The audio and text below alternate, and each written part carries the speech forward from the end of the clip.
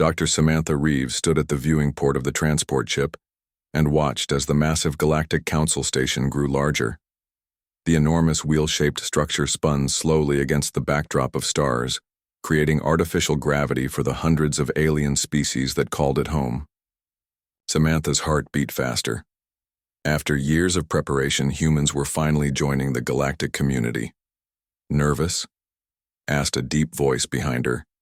She turned to see Commander Jack Pearson, leader of the human delegation. His weathered face showed a calm she wished she felt. A little, she admitted. I'm just a scientist. I study alien biology. I never thought I'd be one of the first humans to visit the council. Jack smiled. That's exactly why you're here. We need to understand them as much as they need to understand us. The ship docked with a gentle bump. Samantha gathered her bags and joined the other 11 humans who made up Earth's first official delegation. Through the airlock windows she could see the welcome committee, a collection of beings so varied that her trained eye had trouble categorizing them all. Some had too many limbs, others too few. Some floated, while others crawled or slithered. Remember, Jack said to the group, we're representing all of humanity now. The airlock doors opened with a hiss. Samantha took a deep breath of station air. It smelled clean but slightly sweet, like nothing on Earth. A tall, blue-skinned alien stepped forward. It had 4 arms and eyes that blinked vertically instead of horizontally.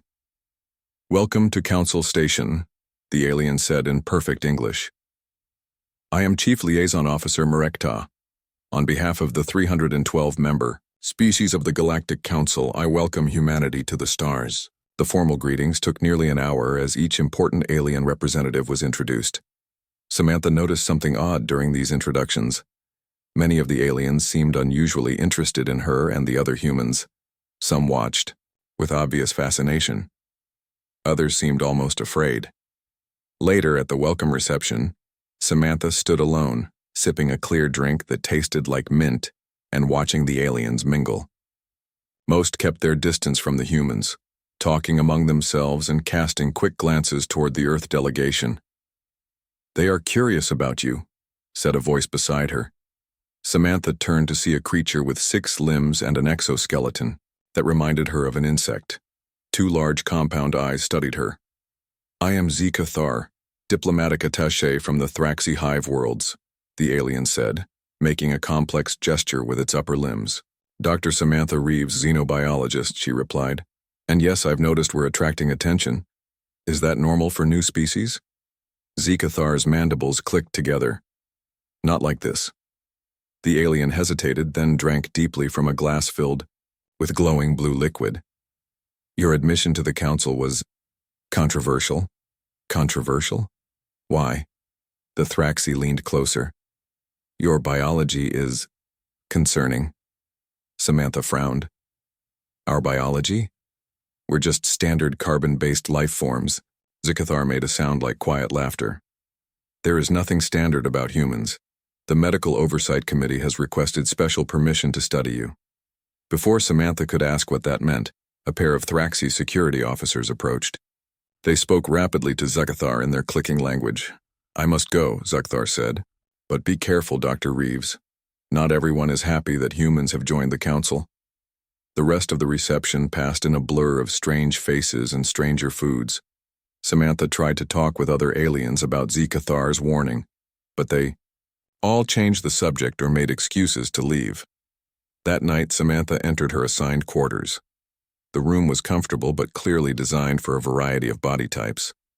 The bed could be adjusted from firm to liquid-filled. The lighting could be changed from Earth normal to various spectrums she didn't recognize. As she unpacked, something caught her eye. In the corner near the ceiling was a small device she hadn't noticed at first. It wasn't part of the room's systems. The device had a lens pointed directly at her bed. Samantha grabbed a chair and climbed up to examine it. Definitely not human technology. It reminded her of medical scanning equipment. Someone was monitoring her. She searched the rest of the room and found 2 more hidden devices. She left them in place but covered the lenses with small bits of clothing. The next morning, Samantha went straight to Commander Pearson's quarters and rang the door alert. Jack opened the door, already dressed. In his formal uniform. "Samantha, what's wrong?" "I found scanning devices in my room," she said. 3 of them, all aimed at my bed. To her surprise, Jack didn't look shocked. "Come in," he said, glancing down the empty hallway before closing the door. Inside his quarters, Jack gestured to his desk where several alien devices sat. "I found these in my room," he said. "And you're not the first to report this. Every human on the station has found similar equipment." "They're studying us," Samantha said, remembering Zekathar's words. "But why?" Jack's face was grim. "That's what we need to find out. I filed formal complaints with the council, but they're being evasive. They keep talking about standard procedures and security protocols." Samantha sat down, her mind racing. "Last night at the reception, a Thraxi diplomat told me our biology is concerning to the council. He said the Medical Oversight Committee wants to study us." "Did he say why?" "No. He was pulled away before he could explain." Jack paced the room. "I don't like this. We came here as equals, not lab specimens." "What should we do?" Samantha asked. "For now, we play along. Act normal, but document everything." Jack picked up one of the scanning devices and turned it over in his hands. "Your background is in xenobiology. Find a way to get assigned to their science division. See what you can learn about why they're so interested in us." Samantha nodded. "I'll try." As she left Jack's quarters, Samantha felt eyes on her from all directions. Aliens watched her pass, whispering to each other. Some moved away as she approached, while others stared openly. What's really going on with human biology, she wondered. And more importantly, why were the aliens so afraid to tell them? After 3 days of formal meetings and carefully guided tours, Samantha finally got her wish. The council assigned her to work in the xenobiology lab with an alien researcher named Dr. Nalari. Samantha arrived early at the lab, eager to begin. The doors slid open to reveal a large room filled with strange equipment. At the center stood a being unlike any Samantha had seen before. Dr. Nalari was about 5 feet tall with a body that looked like living crystal. Light passed through her semi-transparent form, creating rainbow patterns on the walls. She had no visible mouth, but a soft voice came from somewhere within her crystalline body. "Dr. Reeves, welcome. I have been looking forward to our collaboration." Samantha smiled. "Thank you for having me. I'm excited to learn about the Council's research." "Yes. Research." Nalari's crystal body shifted slightly, refracting light in new patterns. "We will be studying comparative biology across sentient species." Samantha noticed that Nalari kept her distance as they worked, always staying at least 10 feet away. The alien also held a small device in one of her 4 upper limbs, pointing it at Samantha when she thought the human wasn't looking. After several hours of organizing data, Samantha decided to address the issue directly. "Dr. Nalari, I notice. You've been scanning me since I arrived. May I ask why?" The crystalline alien froze, light patterns swirling rapidly inside her body. "I apologize, it is standard procedure." "For what purpose?" Samantha pressed. Nalari put down the scanner. "Humans are different." "Different how?" The alien seemed to consider her words carefully. "Perhaps it is best if I show you." She moved to a large display screen and pulled up a series of charts. "These are baseline readings for various intelligent species across several biological markers." Samantha studied the data. Most species clustered together on the charts, with minor variations. Then she noticed a single data point far from the others on almost every chart. "What's this outlier?" she asked, pointing to the screen. "That," Nalari said quietly, "is human baseline." Samantha frowned. "That can't be right. According to this, our cellular repair rate is 5 times faster than any other species." "It is correct," Nalari confirmed. "Your endurance exceeds logical parameters for your body mass and oxygen consumption. And your neuroplasticity, it is unprecedented." "But that's normal for us," Samantha argued. "Not for any other known species." Nalari brought up another screen showing brain development patterns. Look at these neural pathway formation rates. All other species fall within this range. She pointed to a cluster of data. Humans are here. Her limb moved to a point far outside the cluster. This shouldn't be possible without artificial enhancement, Nilari continued. Yet it appears to be natural in humans. Samantha stared at the data, struggling to process what she was seeing. Are you saying humans are some kind of superspecies? That's ridiculous. We get sick. We die. We have plenty of biological weaknesses. Yes, Nilari agreed. But you adapt faster than any species we have encountered. Your bodies change to meet challenges at rates that alarm many council members. Is that why everyone's been watching us? Scanning us in our rooms? I apologize for the intrusion, Nilari said. But you must understand the concern. No natural evolutionary process should produce your capabilities. Samantha spent the rest of the day examining the comparative data. The evidence was clear. By galactic standards, humans were biological oddities. That evening, she met with Commander Pearson in a quiet corner of the station's garden area. The artificial environment was designed to remind visitors of their homeworlds, with plants from dozens of planets growing in separate sections. They sat in the Earth section, surrounded by oak trees and roses. I've made a discovery, Samantha told him. The aliens think there's something unnatural about human biology. She explained what Nilari had shown her. Jack listened with growing concern. I've learned something too, he said when she finished. Through diplomatic channels. Apparently, our admission to the council wasn't unanimous. Some species argued against it, saying humans might pose an existential threat to galactic stability. Because of our biology? Samantha asked. They didn't specify, but this fits. Jack looked around to make sure they were alone. The question is, what do we do with this information? Before Samantha could answer, her personal communication device chimed. She checked the screen and saw a message in strange characters that slowly transformed into English. They aren't telling you everything. Meet me at maintenance shaft 7G, 3rd cycle. She showed Jack the message. Could be a trap, he warned. Or someone trying to help us, Samantha countered. I think I should. Go. Not alone, Jack insisted. I'll assign security. No, Samantha interrupted. If I show up with guards, whoever sent this will run. I need to go alone. Jack didn't like it, but eventually agreed. Take this, he said, handing her a small device. Emergency beacon. If you're in trouble, press it twice and I'll send help. Later that night, when the station's lights dimmed to simulate evening, Samantha made her way to Section 7. The maintenance areas were less crowded, with only occasional service robots moving through the corridors. She found Shaft 7G behind an unmarked panel. It was a narrow passage used for station repairs. Samantha hesitated, then slipped inside. The shaft was dimly lit and extended in both directions. Samantha waited, unsure which way to go.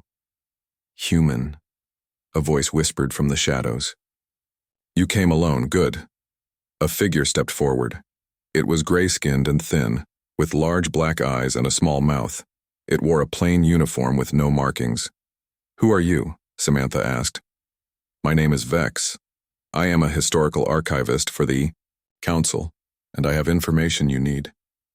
The alien looked nervously over its shoulder. But not here. Follow me. Vex led Samantha deeper into the maintenance network, through narrow passages and down ladder-like structures. Finally, they reached a small room filled with data terminals. This is a backup archive node, Vex explained. Few know of its existence. The alien activated a terminal and turned to Samantha with an intense gaze. Human, what do you know about Earth's history? The true history? I'm not sure what you mean, Samantha replied. Then it is time you learned, Vex said. Humans aren't the first Earth species to reach the stars. Samantha stared at Vex in shock. What do you mean? Humans are the only intelligent species that evolved on Earth. The gray alien made a sound like a dry laugh.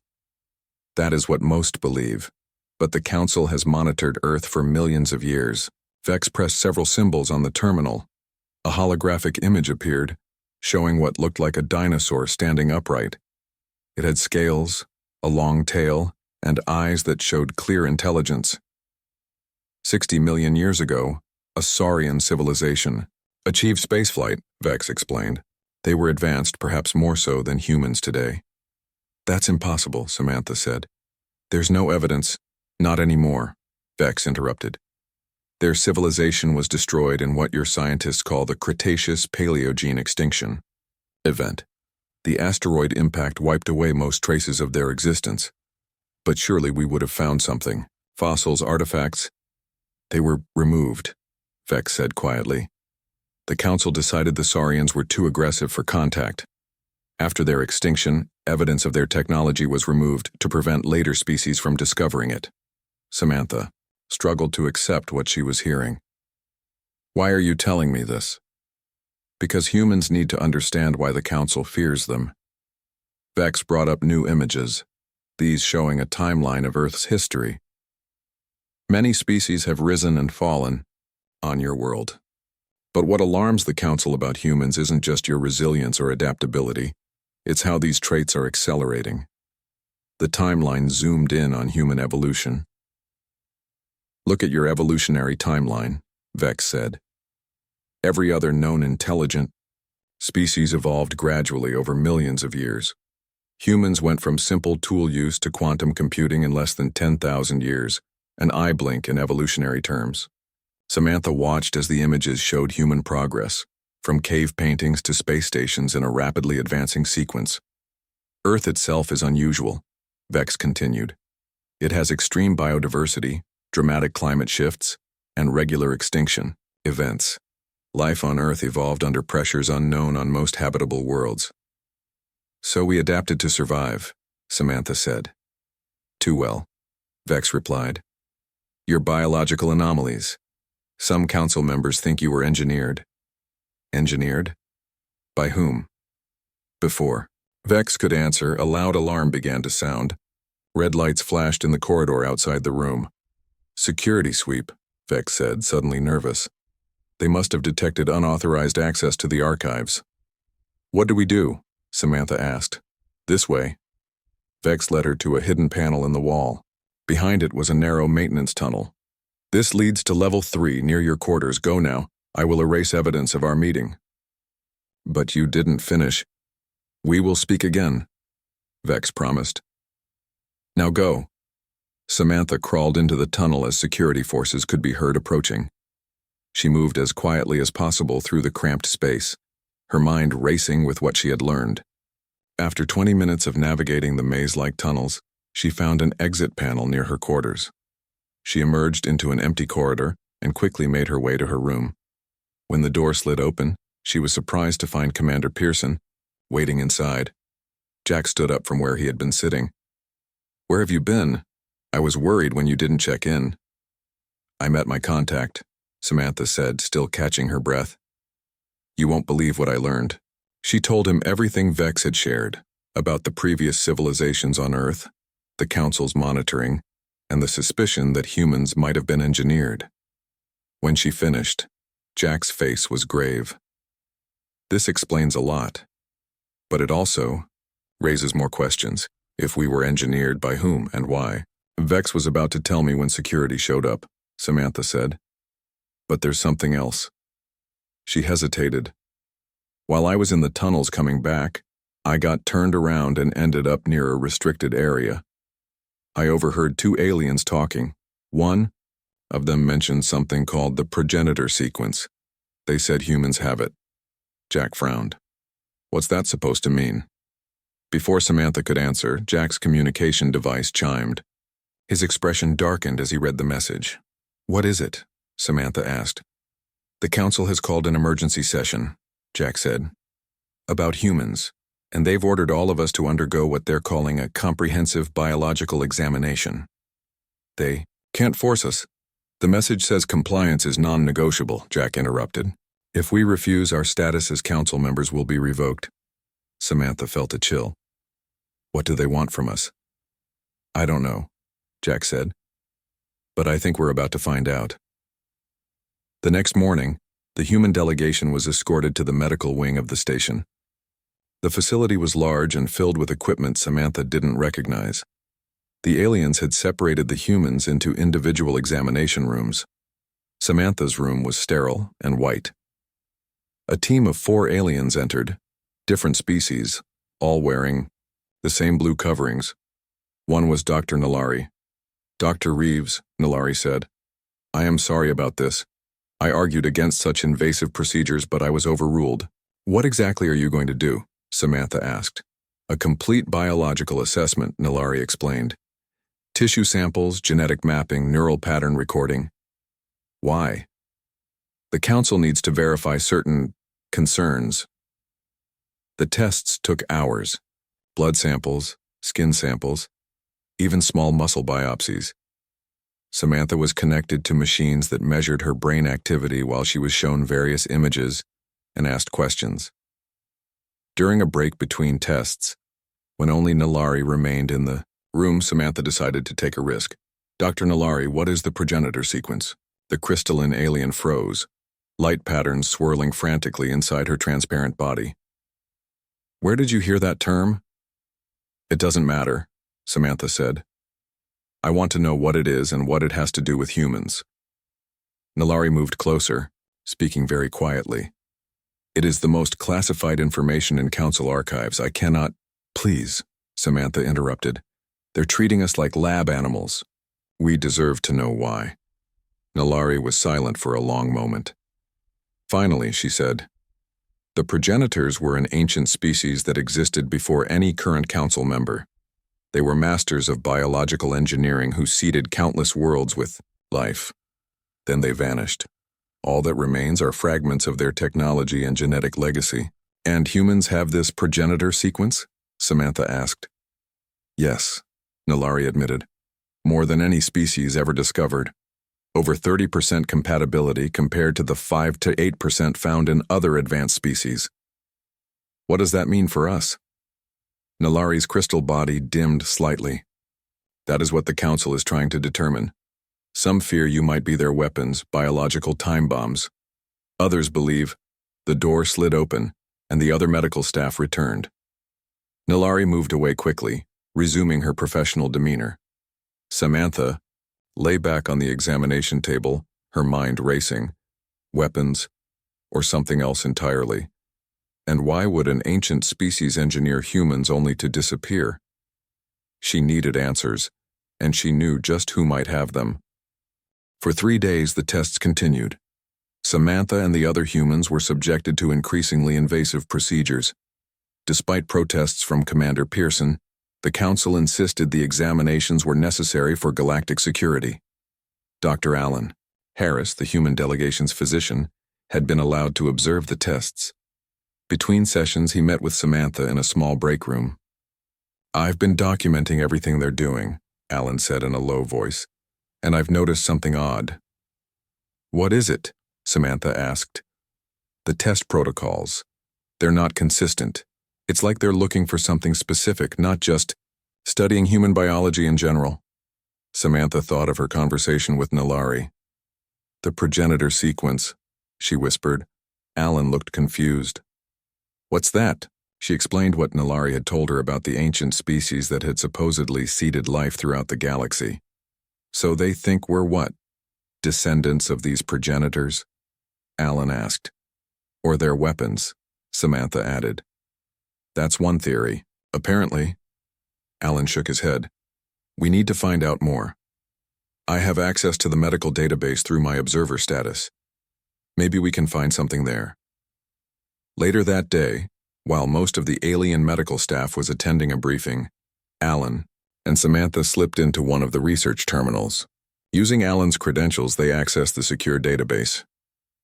"Look for anything related to progenitors or the sequence," Samantha suggested.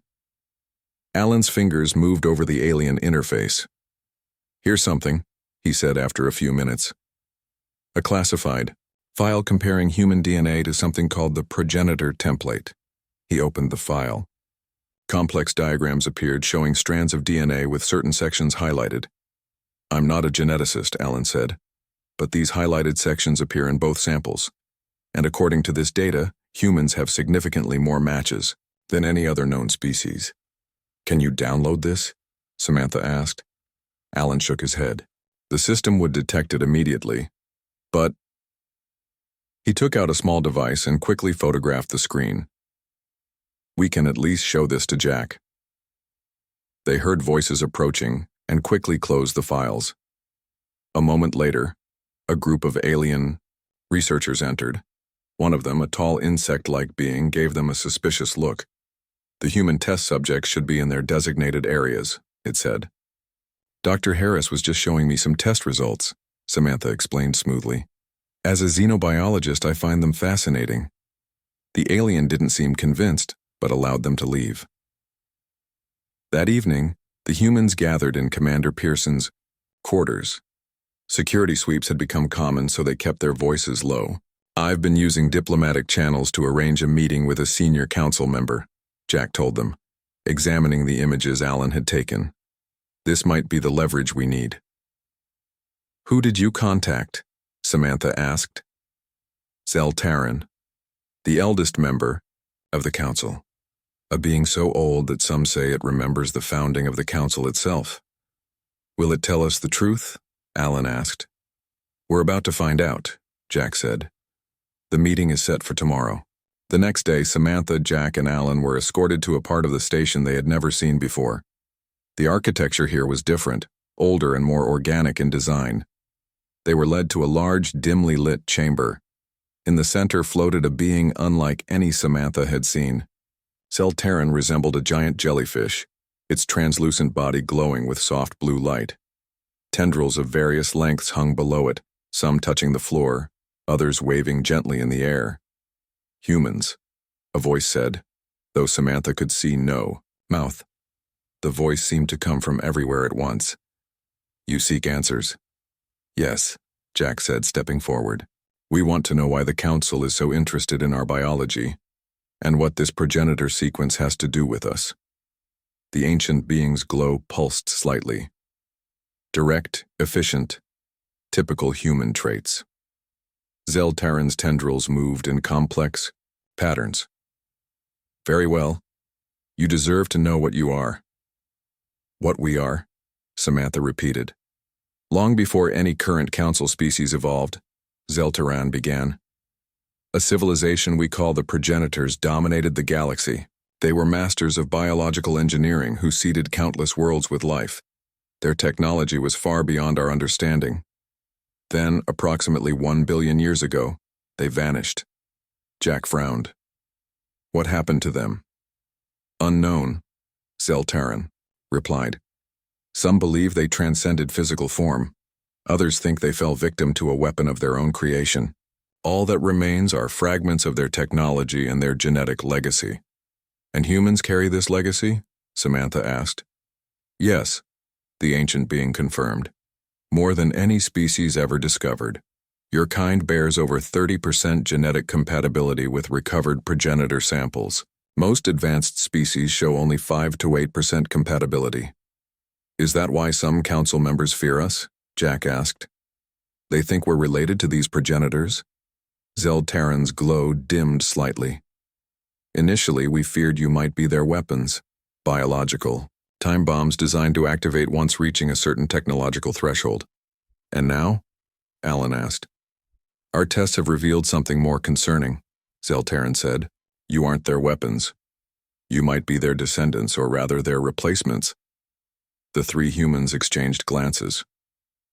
"What do you mean, replacements?" Samantha asked.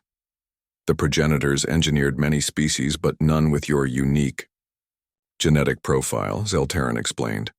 "Your rapid advancement, your adaptability, your neural plasticity, these are not natural evolutionary traits. They are designed features."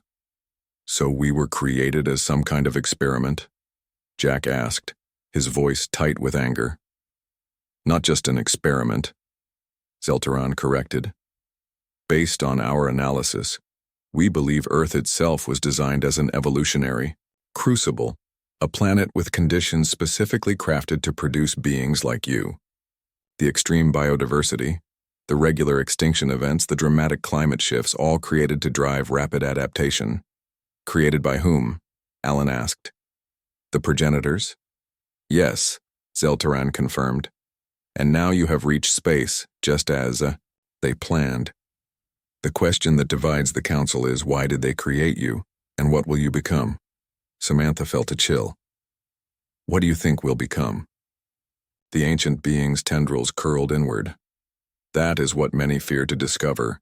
Some believe you are meant to replace the progenitors themselves. Others think you are designed for a specific purpose we cannot yet understand. So, what happens? Now, Jack asked. Does the council see us as a threat or not? The council is divided, Zeltaran admitted. Some wish to restrict human development or even quarantine your species. Others believe we should help you understand your heritage. And what do you believe? Samantha asked. Zeltaran's glow brightened. I believe that after 1 billion years we may finally learn what happened to the progenitors. And you humans are the key to that mystery. News of the meeting with Zeltaran spread quickly through the station. Almost overnight, the way aliens treated the humans changed. Some approached them with awe, others with fear. Small groups would gather to watch them pass, whispering among themselves. It's like we've become celebrities, Alan remarked as they walked through the main concourse, or museum exhibits. Samantha noticed an alien child pointing at her while its parent pulled it away. I'm not sure I like either option. The council had called a special session to debate the human question. Commander Pearson would represent Earth's interests, while Samantha and Dr. Nalari had been asked to present their scientific findings. In the days before the session, Samantha spent most of her time with Nalari and Vex, who had cautiously reached out after learning of the meeting with Zeltaran. Together, they pieced together more of the puzzle. Earth's conditions didn't just drive human evolution, Vex explained as they studied ancient star charts in his hidden archive room. They were designed to do so.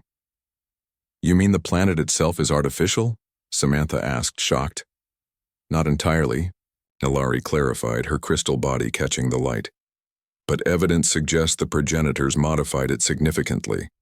The unusually large moon stabilizing your orbit, the precise balance of elements in your atmosphere, the regular, but not too frequent extinction events that reset evolutionary paths without destroying all life.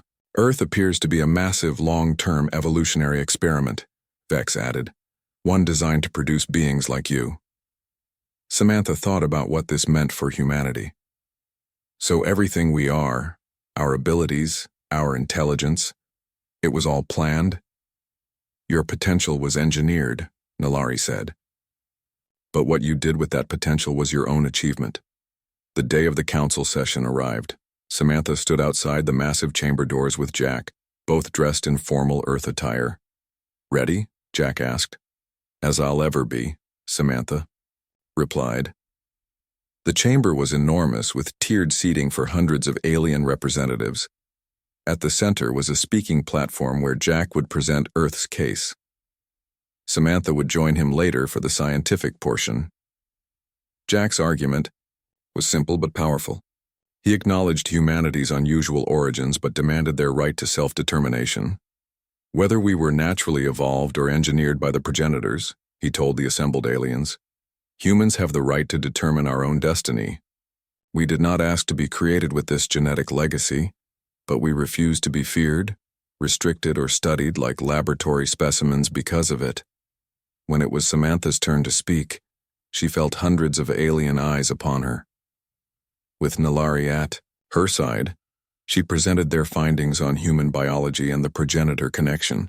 The genetic markers we share with the progenitors appear to be accelerating certain changes in humans, she explained, showing data from the tests, particularly in children born in space, away from Earth's gravity and radiation. Murmurs rippled through the chamber. We believe humans are at an evolutionary inflection point, Samantha continued. Not becoming the progenitors, but perhaps becoming what they intended to create. The debate lasted for hours. Some species demanded humans be quarantined until more was understood about their genetics. Others argued for cooperation and study. A few even suggested humans should be revered as the chosen successors to the progenitors. In the end, Zeltaran spoke, its ancient voice silencing the chamber. For 1 billion years we have wondered what became of those who came before us. The ancient being said. Now we may have our answer. Not in humans as they are today, but in what they may become. I propose a solution. A cooperative research initiative, led jointly by humans and council species, to understand this legacy we all share. The vote was close, but Zeltaran's influence carried the day. The council approved the creation of a new research division dedicated to studying the progenitor legacy, with humans as equal partners rather than subjects. 2 weeks later, the human delegation prepared to return to Earth with the news that would forever change humanity's understanding of its place in the universe. Samantha stood at the same viewing port where she had first seen the station, now looking out at the stars with new eyes. "Quite a view, isn't it?" Jack said, joining her. "It's strange," Samantha replied. "All my life I've looked at the stars and wondered if we were alone. Now I know we're not only not alone, but we might be the descendants of the first advanced species in the galaxy. How are you feeling about that?" She considered the question. "Overwhelmed, excited, a little scared?" Jack nodded. "The whole species is going to go through those same emotions when we get home." Nalari approached them, her crystal form glimmering. "Dr. Reeves, Commander Pearson, I wanted to say goodbye before your departure. I'd prefer to think of it as, see you soon," Samantha said. "We'll be working together on the research initiative after all." "Yes." Nalari hesitated. "There is something I wish to share with you privately." She extended a small device. "My final analysis of your cellular samples." Samantha took the device and studied the readings. "This can't be right." "I ran the tests 3 times, Nalari confirmed. "The changes happening in spaceborne children have already begun in adults from your delegation, including you, Dr. Reeves." Jack looked concerned. "What kind of changes?" "Nothing dangerous," Nalari assured them. "Enhanced cellular regeneration, improved neural efficiency, small adaptations to radiation and low gravity. It seems exposure to space is triggering dormant genetic expressions." After Nalari left, Samantha and Jack stood in silence, considering the implications. "Do you think we should be worried?" Jack finally asked. Samantha thought about it, then shook her head. "No. Whatever we're becoming, it's what we were always meant to be." Later, alone in her quarters, Samantha accidentally cut her finger on a sharp edge of her packing case.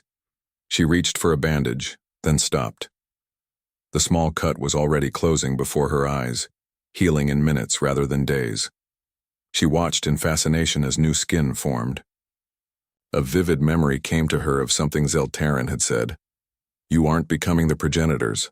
You're becoming what they intended to create." Samantha looked out at the stars beyond her window. The human ships would leave tomorrow, carrying world-changing news to Earth. But perhaps the most profound changes were already happening, written in their very cells. "It's not what's going on with human biology that matters," she said softly to herself. "It's what we're becoming that will change everything." As the station rotated, Earth came into view, a blue jewel against the blackness of space. Not just their home, but perhaps the greatest creation of an ancient species, a crucible designed to forge their successors. And humanity was only just beginning to realize its potential.